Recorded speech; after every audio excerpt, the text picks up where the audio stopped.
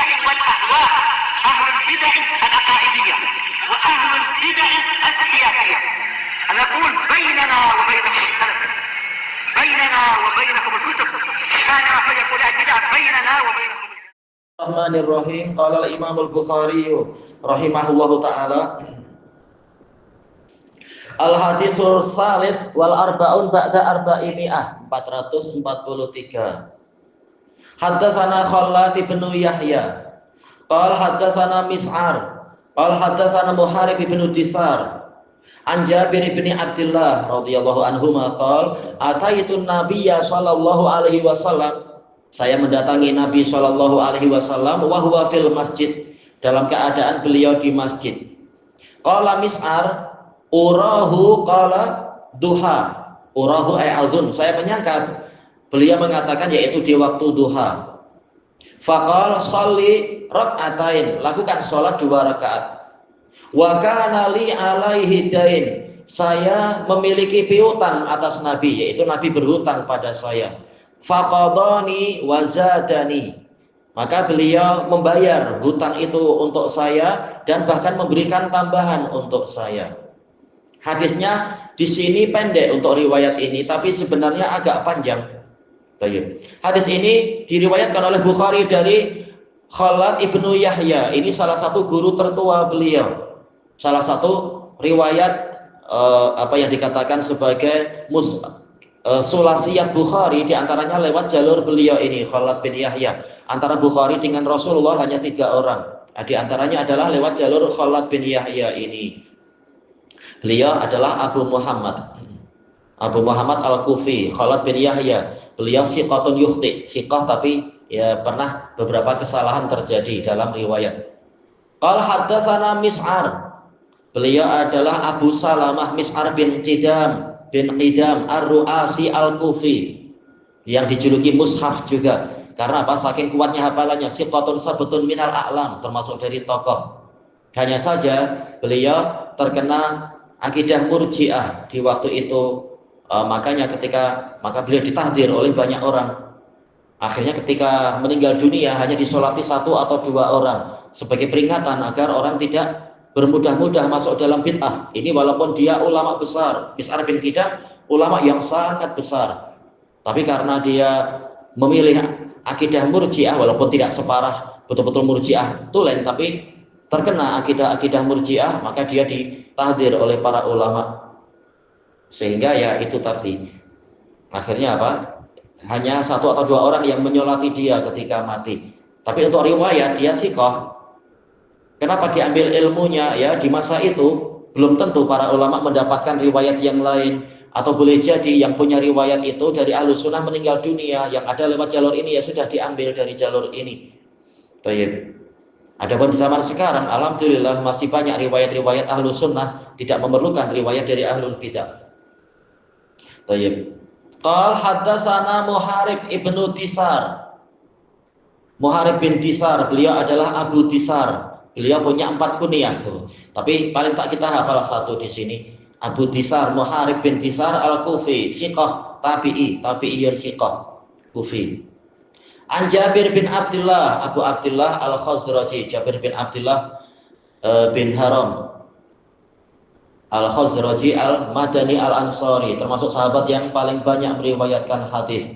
Ini peristiwanya adalah peristiwa perang Tabuk. Tatkala mereka pulang dari perang Tabuk, pasukan lebih dari 30.000, Rasulullah di barisan paling belakang. Kenapa? Karena ma'ruf, beliau memang akan memeriksa siapa yang tertinggal, siapa yang keletihan, siapa yang sakit, atau kendaraannya tahu-tahu kena musibah. Makanya beliau di belakang untuk melihat, mengawasi siapa yang tertinggal. Barangkali semula pasukan ada yang di tengah, tapi karena jatuh sakit atau apa, akhirnya jadi lambat di belakang, akhirnya jumpa Nabi. Termasuk Jabir ini. Jabir mengatakan, memang hadisnya panjang sebenarnya, saya menaiki kendaraan yang sudah sangat letih, sudah tua dia. Tak ada kendaraan yang lain, ikut perang ke Tabuk, tempat yang sangat jauh di masa itu. Kalau sekarang sih paling beberapa jam sampai ya, dari Madinah ke Tabuk tak jauh. Tidak terlalu jauh. Tapi zaman dulu jelas berhari-hari perjalanannya dengan masa yang dengan apa? Musim yang sangat panas. Ma'ruf, perang Tabuk waktu itu cuacanya sangat panas. Dan orang-orang serba kekurangan. Dikatakan jaisyul usrah, tentara dalam kesulitan. Nah, termasuk yang sangat mengalami kesulitan adalah Jabir dengan onta yang sangat tua itu. Tapi tetap berangkat demi jihad fisabilillah. Nah, ketika karena perjalanan sangat lambat, dilewati banyak pasukan, tahu-tahu akhirnya sampailah Rasulullah ke tempat dia, padahal Rasulullah termasuk yang paling belakang. Rasulullah bertanya, ada apa wahai Jabir? Nah, Jabir mengatakan, wahai Rasulullah, ini kendaraan saya sudah tua, sudah sakit, tak mampu apa-apa. Nah, kemudian Rasulullah beliau bawa tongkat, tongkatnya itu dipukulkan ke unta itu dan diberi doa. Akhirnya jadi kuat kembali, dapat berkah, entah dicas pakai turbo, bagaikan turbo ya. Akhirnya dia boleh melewati semua pasukan, hampir semuanya dilewati. Maka dia termasuk yang pertama tiba di Madinah. Nggak tahu kelajuannya macam apa, padahal itu puluhan ribu pasukan. Berkah dari doa Rasulullah Shallallahu Alaihi Wasallam. Cuma ya perang Tabuk. Cuma sebelum dia pulang, Rasulullah ketika melihat ontanya sudah sehat, Rasulullah tanya, boleh tak ontanya dijual ke saya? Nah, kemudian Jabir bilang, tak boleh lah wahai Rasulullah. Siapa yang mau? Ini sudah diberkahi untuk saya aja. Tapi Rasulullah bilang, bolehlah saya beli. Maka Jabir mengatakan, tak apalah Rasulullah, itu untuk Anda aja. Namanya sahabat. Rasulullah pengen ya dia dikasih. Tapi Rasulullah bilang, saya tak mau, saya tidak ingin untuk setelah saya berbuat sesuatu padamu, kemudian engkau memberikan free kepada saya, seakan-akan ini adalah makas muks, yaitu apa? Jadi pajak, pembayaran pajak kepada pemerintah. Tidak.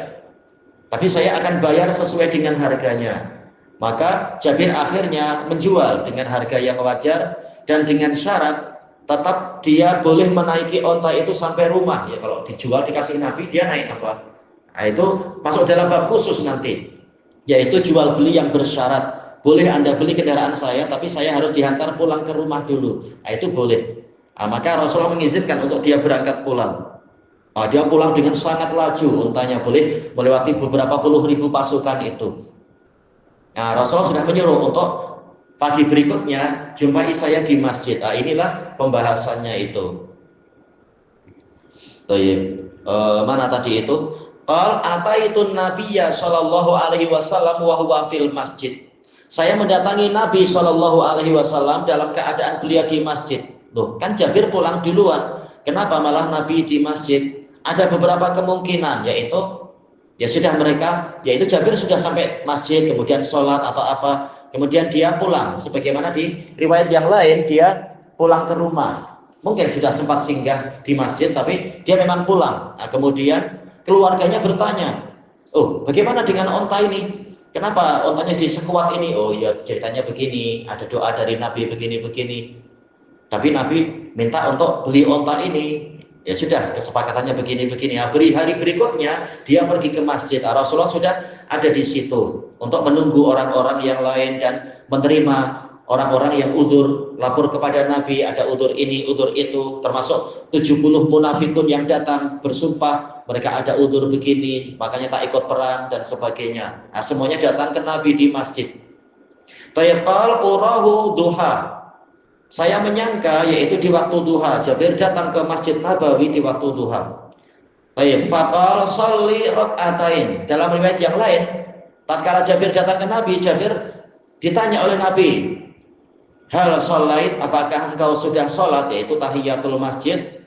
Qultu la, saya mengatakan belum. Maka Nabi mengatakan yaitu sholli rak'atain. Dalam riwayat yang lain, irka rak'atain. Rukuklah 2 rakaat, maksudnya ya sholat 2 rakaat.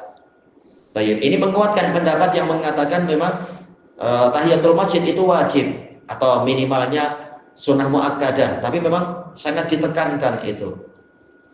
Baik. Nah, kemudian Jabir mengatakan wa kana li alaihi dain. Saya memiliki piutang atas Nabi. Ceritanya yang tadi itu, yaitu terkait dengan unta. Jabir membawakan unta itu kepada Nabi karena ini sudah jadi milik beliau. Sama saja Nabi sudah membayar atau belum, kalau sudah sepakat itu adalah milik si pembeli. Baik. Makanya Anda tanyakan ke sebagian qadhi, yaitu Syekh Abdul Wahab Asy-Syamiri, kalau seseorang membeli secara hutang, apakah selama hutangnya itu belum selesai, barang itu milik penjual atau milik pembeli? Kata beliau, kalau sudah selesai akad, maka barangnya sudah pindah, yaitu menjadi milik pembeli. Pembeli tinggal membayar sesuai dengan tanggung jawab dia.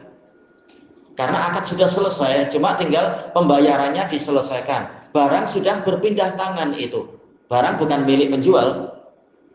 Kalau barang masih milik penjual, untuk apa pembeli menyerahkan duit bulan-bulan? Tapi dia menyerahkan karena dia berhutang. Karena apa? Penjual sudah menyerahkan barang ke dia. Dia tinggal membayar hutang itu. Barang sudah bukan milik penjual. Tayyib. Kemudian dikatakan di sini faqadani, Nabi membayar hutang untuk saya, wazadani, bahkan beliau menambahkan.